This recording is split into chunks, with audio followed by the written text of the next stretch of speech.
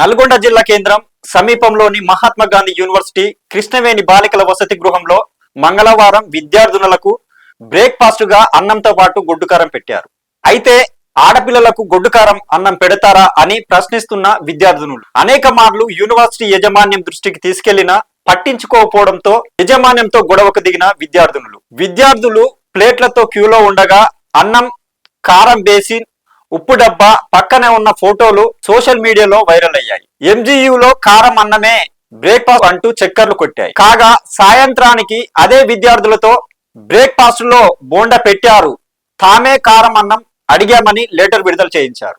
విద్యార్థుల తల్లిదండ్రులు మాలాధారణలో ఉన్నారని, చలికాలం కావడంతో కూర ఉన్నప్పటికీ కారం అడగడం వల్లే ఇచ్చామని హాస్టల్ సిబ్బంది వివరణతో మరో లెటర్ విడుదల చేయించారు.